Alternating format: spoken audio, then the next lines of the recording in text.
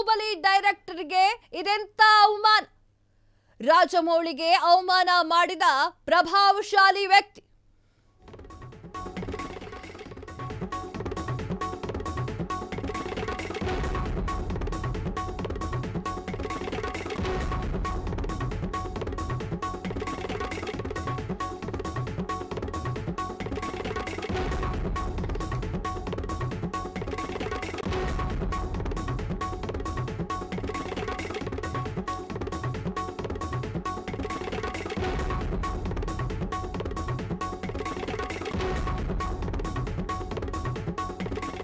ರಾಜಮೌಳಿಗೆ ಅವಮಾನ ಮಾಡಿದ ಪ್ರಭಾವಶಾಲಿ ವ್ಯಕ್ತಿ. ಹಲವು ಹಿಟ್ ಮೂವಿ ಕೊಟ್ಟ ಡೈರೆಕ್ಟರ್ಗೆ ಅವಮಾನ. ನಿನ್ನ ಮೂವೀಸ್ ನೋಡಿದ್ದೇವೆ ಬಿಡು ಅಂತ ಹೇಳಿದ ಬಾಲಿವುಡ್ ಮಂದಿ. ಪ್ರಭಾವಶಾಲಿ ನಿರ್ದೇಶಕ ನಿರ್ಮಾಪಕರ ಈ ರೀತಿ ಹೇಳಿದ್ಯಾಕೆ? ಈ ರೀತಿ ಹೇಳಿದ್ದು ಬೇರಾರು ಅಲ್ಲ, ಕರಣ್ ಜೋಹರ್.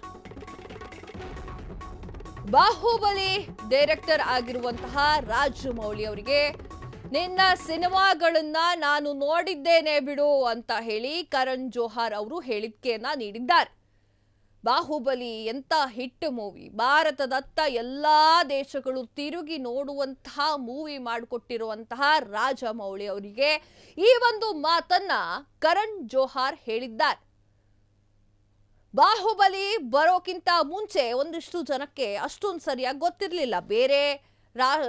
ಬೇರೆ ಒಂದು ದೇಶದಲ್ಲಿರುವಂತಹ ಜನರಿಗೆ ಭಾರತದ ಸಿನಿಮಾ ಅಂತಂದ್ರೆ ಒಂಥರ ಮೂಗು ಮುರಿತಾ ಇದ್ರು. ಬಾಹುಬಲಿ ಬಂದ ನಂತರ ಭಾರತಕ್ಕೆ, ಅದರಲ್ಲೂ ಕೂಡ ಸಿನಿ ಇಂಡಸ್ಟ್ರಿಗೆ ಒಂದು ಒಳ್ಳೆ ಹೈಪ್ ಸಿಕ್ದಂಗೆ ಆಗಿತ್ತು. ಈಗ ರಾಜಮೌಳಿ ಅಂದ್ರೆ ಬಾಹುಬಲಿ 1, ಬಾಹುಬಲಿ 2 ತೆಗೆದಿರುವಂತಹ ರಾಜಮೌಳಿ ಅವರಿಗೆ ಕರಣ್ ಜೋಹರ್ ಈ ಮಾತನ್ನು ಹೇಳಿದ್ದಾರೆ. ನಿಮ್ಮ ಮೂವಿಗಳನ್ನ ನೋಡಿದ್ದೇವೆ ಬಿಡಿ ಅಂತ ಹೇಳಿದ್ದಾರೆ. ಕಾಮಿಡಿ ರೊಮ್ಯಾಂಟಿಕ್ ಮೂವಿ ಕೊಟ್ಟ ಕರಣ್ ಜೋಹರ್ ಭಾರತೀಯ ಚಿತ್ರರಂಗದ ಪ್ರಮುಖ ಶಕ್ತಿ ಕರಣ್. ಇವರು ಈ ರೀತಿ ಮಾಡೋದಕ್ಕೆ ಏನ್ ರೀಸನ್? ರಾಜಮೌಳಿ ಸಿನಿಮಾದಲ್ಲಿ ಲಾಜಿಕ್ ಇರೋದಿಲ್ವಾ? ನಂಬಿಕೆ ದೃಢವಾಗಿದ್ರೆ ಲಾಜಿಕ್ ವರ್ಕ್ ಆಗುತ್ತೆ. ಹಾಗಾಗಿಯೇ ರಾಜಮೌಳಿ ಸಿನಿಮಾ ಜನ ನೋಡೋದು. ಹಲವು ಸಿನಿಮಾ ನೋಡಿದಾಗ ಈ ತರ್ಕ ವರ್ಕೌಟ್ ಆಗಿದೆ. ನಂಬಿಕೆ ಪ್ರತಿಯೊಬ್ಬರ ನಿರ್ದೇಶಕರ ಮನಸ್ಸಿನಲ್ಲಿ ಇರಬೇಕು. ಆಗ ಮಾತ್ರ ಬಾಕ್ಸ್ ಆಫೀಸ್ ಸಿನಿಮಾ ಹೊರಹೊಮ್ಮುತ್ತವೆ. ತಮ್ಮ ಮಾತು ಸಮರ್ಥಿಸಿಕೊಂಡಿರುವಂತಹ ಕರಣ್ ಜೋಹರ್ ಅವರು ಹೇಳ್ಬಿಟ್ಟಿದ್ದಾರೆ. ಈಗ ಏನಾದ್ರೂ ಮಾಡಿ ಮುಚ್ಕೋಬೇಕಾಗಿದೆ, ಟ್ಯಾಪೆ ಹಾಕೋಬೇಕಾಗಿದೆ. ಅದಕ್ಕೆ ನಂಬಿಕೆ ಪ್ರತಿಯೊಬ್ಬರ ನಿರ್ದೇಶಕರ ಮನಸ್ಸಿನಲ್ಲಿ ಇರುತ್ತೆ ಅಂತ ಹೇಳಿ ಟ್ಯಾಪೆ ಹಚ್ಕೊಂಡಿದ್ದಾರೆ. ಕರಣ್ ಜೋಹರ್ ಎಲ್ರಿಗೂ ಗೊತ್ತೇ ಇದೆ, ರೊಮ್ಯಾಂಟಿಕ್ ಸಿನಿಮಾಗಳನ್ನ ಮಾಡ್ತಾ ಇದ್ರು. ಹಾಗೆ ಹಲವು ಸಿನಿಮಾಗಳನ್ನು ಕೂಡ ಮಾಡಿದ್ದಾರೆ.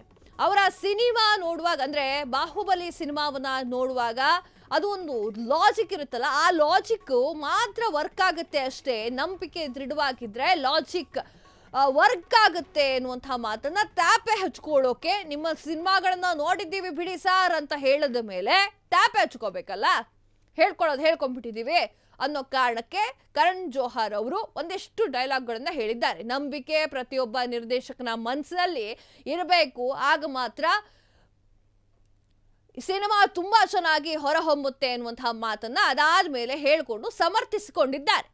ಆದರೆ ಇಷ್ಟೊಂದು ಹಿಟ್ ಮೂವಿ ಕೊಟ್ಟಿರುವಂತಹ ರಾಜಮೌಳಿಗೆ ಇವರು ಹೇಳಿದ್ ಯಾಕೆ ಅನ್ನೋದು ಕೂಡ ಕ್ವಶನ್ ಮಾರ್ಕ್ ಆಗಿ ಉಳಿದ್ಬಿಟ್ಟಿದೆ.